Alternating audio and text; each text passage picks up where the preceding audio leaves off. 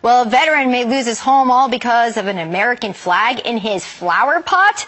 A Florida Homeowners Association has declared only plants are allowed in flower pots, and they fined him more than $8,000. If he doesn't pay up, they could foreclose on his home. They said it's an unauthorized object going in a flower pot. And you felt what about that? Well, I feel very strongly about the American flag. There's people that are still fighting wars and strapping on guns to protect me and the people I love. So currently you are being fined for having an American flag in a flower pot, $8,000, so much you owe, that if you do not pay this, because you want to have the American flag proudly displayed in your flower pot, what will happen to you? They will file a foreclosure lien to take my house.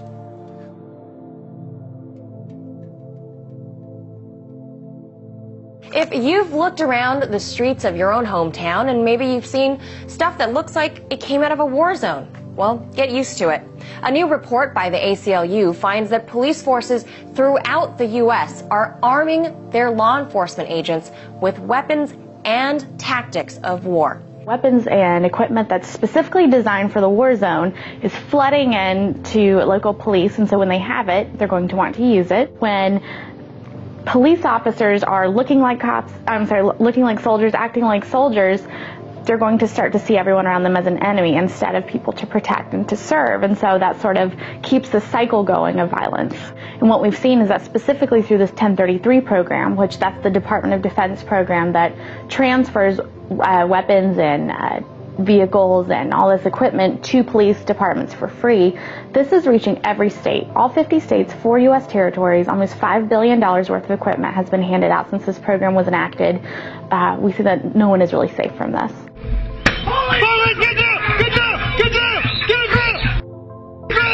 Video we rarely see, Fort Worth police on camera raiding a drug house. But tonight, a family says this video raises questions about the death of a man inside. Police used a taser on Jermaine Darton during that raid last May. He died, records show, of natural causes.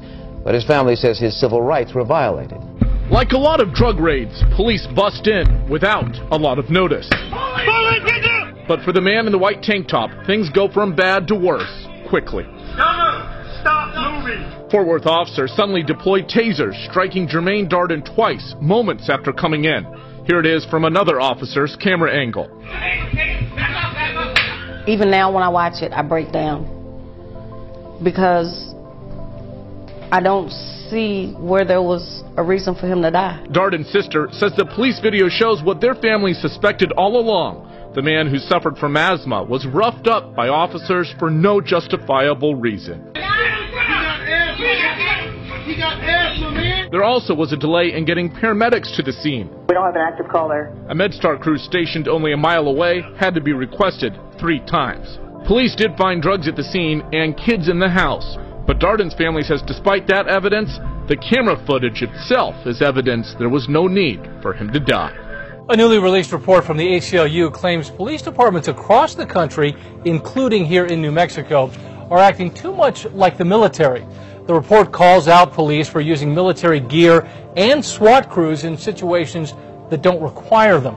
I think New Mexico is just reflective of the trends that we're seeing nationally. For ACLU New Mexico's director Peter Simonson, the lines have blurred between wars overseas and police forces on the streets at home. Police departments in New Mexico and across the U.S. have become more aggressive, particularly with SWAT teams. Simonson says departments have also increasingly become geared up with U.S. military equipment. An Indiana woman accusing police of excessive force now, and surveillance video right here caught the whole incident on camera.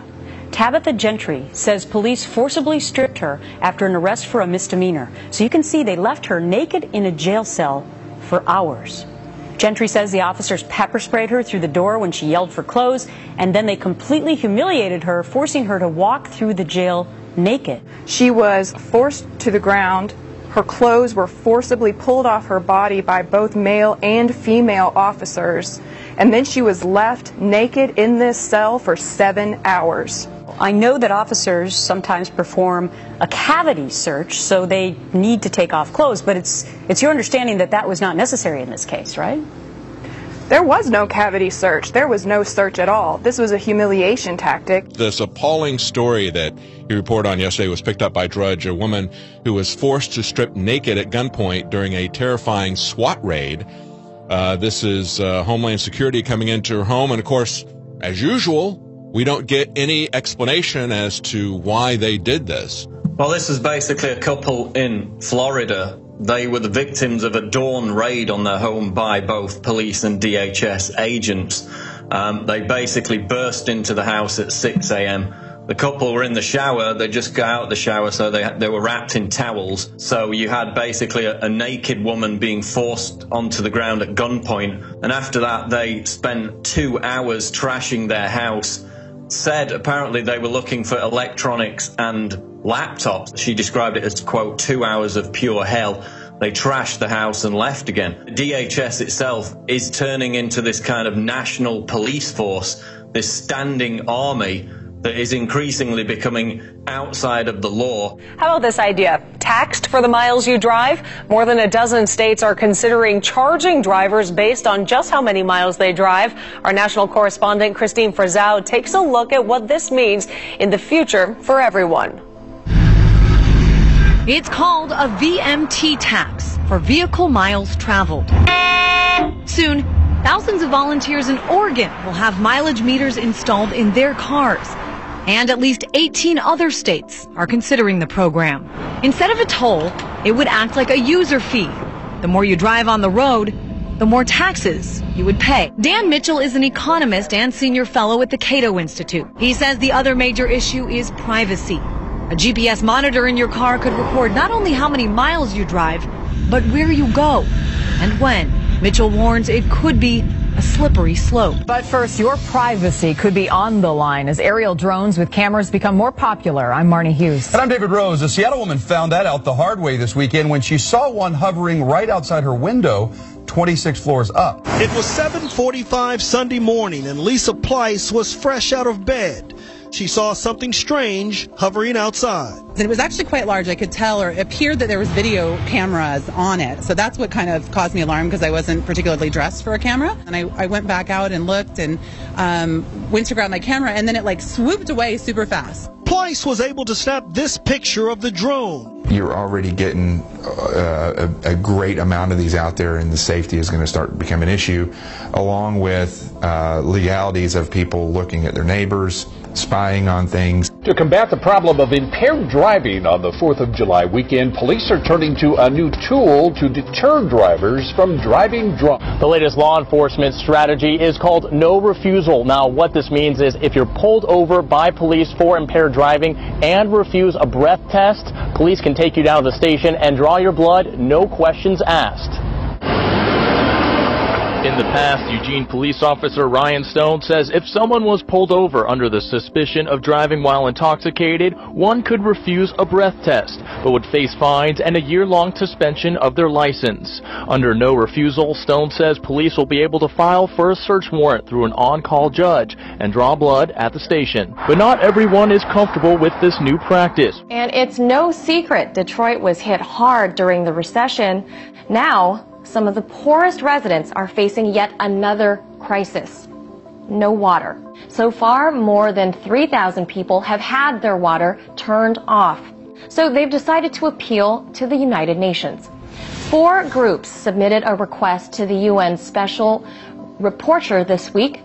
It details the problem in Detroit and calls for the UN's help. They're urging the UN to work with the state of Michigan and the U.S. government to stop the shutoffs and restore service and make water accessible and affordable. As federal agencies stand down to what can only be described as a total collapse of our borders, the United Nations is preparing for a massive civil breakdown right here in the U.S. And they have accelerated their plan for global gun confiscation after the imminent collapse of our country, even going so far as posting job offers for commanders who will be trained to seize guns, and I quote, from the civilian population.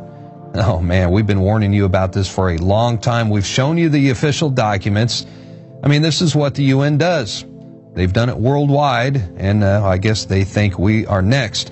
A posting on the United Nations Career Opportunities page announces a vacancy for the position of disarmament, demobilization, and reintegration officer under the UN's Department of Peacekeeping Operations in New York. So they plan to use the border collapse to bring down this country and usher in martial law.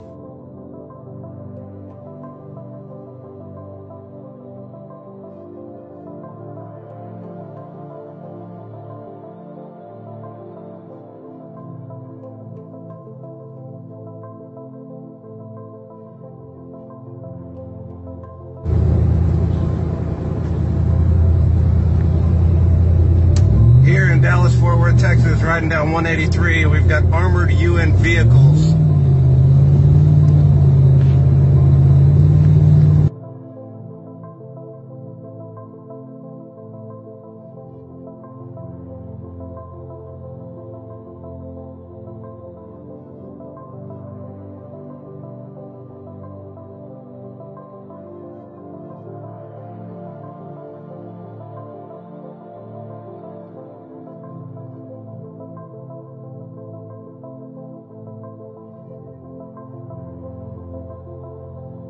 We've all heard of preemptive strikes, but what about preemptive prosecutions? Muslims in the U.S. are outraged by what appears to be America's latest tactic in its war on terror, entrapping people it suspects might plan terrorist acts in the future. Marina Portnoy explains how almost 95% of convictions for this crime are the result of FBI provocations.